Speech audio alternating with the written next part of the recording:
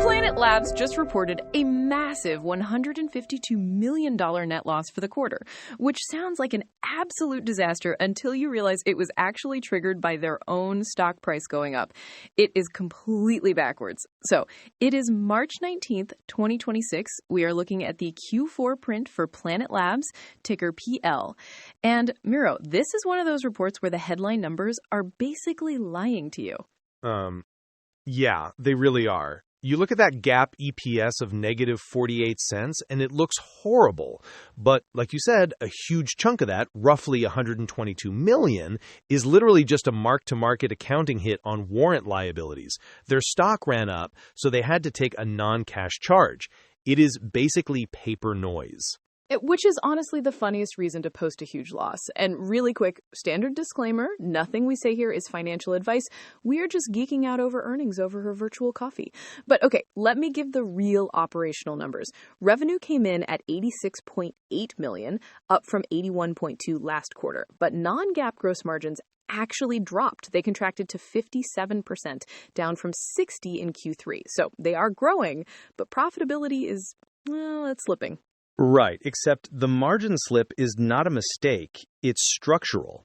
I mean, Planet has always pitched itself as a software-type business. You put the satellites up once, take pictures of the Earth, and sell high-margin subscriptions to the data over and over. But that is changing. They are quietly turning into a heavy manufacturing company.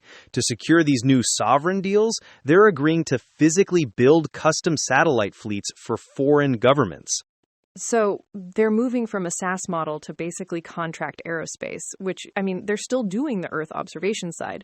I read this amazing bit in the release about them partnering with San Diego Gas and Electric. They literally scan the desert every single week and then use AI to tell the ground crews exactly which dry brush to clear under the power lines so they don't spark a wildfire. It feels like science fiction, but it's actually happening right now. It is a great story, very tangible, but if you dig into the revenue breakdown, you realize the commercial side of the business actually shrank this year. The reason total growth is holding up is purely because defense and intelligence jumped over 50%. European capitals are essentially panicking to secure their own sovereign space assets right now, and Planet is capturing that panic. And the investors are definitely following that momentum. The stock had an incredible quarter, up over 87% leading into today, and then immediately after the bell, it just shot up. It faded a little bit during the actual conference call, but it still closed the after-hour session up 14%, around $30.90. The street clearly loves the defense narrative. Sure. Because that defense narrative brought a $900 million backlog with it. It's a staggering number for a company this size. But building heavy metal for governments means extreme cash flow volatility. It completely breaks their old predictable subscription model. Exactly. The whole risk profile is changing. All right, let's get into the details on how they're actually masking that transition, because management just announced they are killing off their main customer count metric entirely, and we really need to talk about why. Exactly, and it is entirely intentional. When a management team retires a key KPI, it is almost always because the numbers stopped cooperating. Well, they actually went down, right? I mean, end of period customers hit 897 this quarter. That is down from 910 last quarter. Right, so they are ditching the metric completely starting Q1. Their justification is that they're focusing on top-tier accounts now, the massive defense whales we just talked about. And for the smaller commercial accounts, they say they are pushing them to a self-service web platform called Planet Insights. Which logically makes sense. If you want to scale a business without hiring an army of sales reps, you automate. You just let AI do the heavy lifting for the small ticket buyers. Sure, but there is a massive catch there. In a software model, you track customer accounts because you need to see the land and expand motion. You sell a small subscription to a university or an agriculture startup, and then 3 years later, they upgrade. If you dump all your long-tail commercial users into a self-serve platform and stop reporting the actual count, we lose all visibility into the health of that volume pipeline. No, but that is exactly their bet. They are banking entirely on AI to capture that tail automatically. I thought this was fascinating. Will Marshall actually said on the call, while LLMs offer users the incredible ability to have conversations with the text of the internet, they know very little about the physical world. Real-world models need real-world data, and Planet hasn't. It is a great quote, very visionary, but vision does not pay the bills today. The reality is the commercial sector explicitly contracted this quarter. Agricultural headwinds are biting them. By retiring this customer metric, they are, frankly, turning off the floodlights on their commercial weakness and telling the street to just look at the shiny government defense contracts. Right? Look at the cool sovereign space lasers, ignore the farmers canceling their subscriptions. Basically, yes. And speaking of steering attention, there was this incredible moment during the Q&A that you rarely hear on live earnings calls. Did you catch the CFO slip up? Oh, I did see the transcript note. Ashley Johnson was talking about the new Google partnership, right? The Suncatcher project? Right. So they are literally putting Google's TPU technology into space to do computation on the satellite itself. Really cool stuff.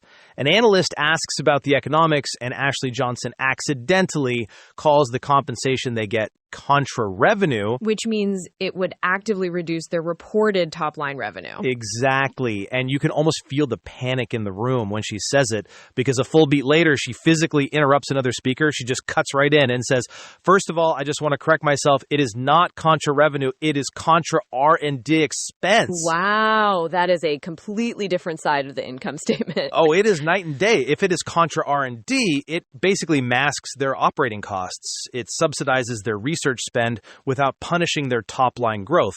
It is much, much friendlier accounting for a company trying to protect its valuation. Honestly, good for her for catching it live. If she let that sit until the 10K filed, every analyst on Wall Street would have been modeling a revenue haircut for the next 3 years. Absolutely. But it also shows you how sensitive management is right now to anything that might threaten the growth narrative.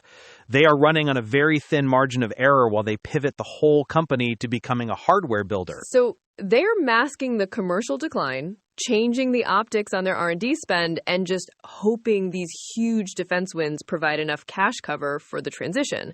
It feels like they are spinning a lot of very expensive plates in orbit right now. So where does this leave them heading into the first quarter? It leaves them taking a deliberate hit on profitability, honestly. They are guiding Q1 revenue around $89 million at the midpoint, which is, it is solid top-line growth, but the non-GAAP gross margin is dropping heavily into the 49 to 51% range. Right, which is a steep cliff from the 60% they had just a few months ago. It is the literal cost of doing business in space right now. Exactly, and building those fleets means massive capital expenditures. Full-year CAPEX is stepping up to, well, it's a big range, $80 to $95 million. Plus, Ashley Johnson gave this really stark warning about cash flow heading into next year. She literally said the timing of procurement versus milestone payments can cause one quarter to be much more positive and another quarter to be significantly negative. Oh, wow. Yeah. They have to buy all the expensive satellite parts up front, way before these European governments actually pay the invoice. Jeez. So they are basically floating huge national defense tabs. That takes some serious nerves from the management team. But I suppose if they actually execute this transition, it's kind of a profound shift. They go from being just a cool data subscription to an indispensable pillar of global defense infrastructure. That is the whole bet. They have traded those pristine software margins for absolute geopolitical relevance. We'll just have to see if investors actually have the stomach for the cash burn when those volatile quarters hit. High stakes in low Earth orbit. I like it. All right, I think that is a perfect place to land the ship for today. All right, my brain is officially full for today. If you want these earnings chats to just naturally show up for you, go ahead and follow the podcast.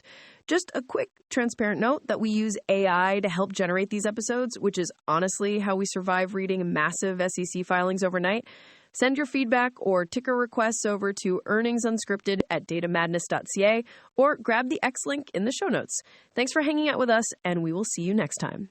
Catch you later.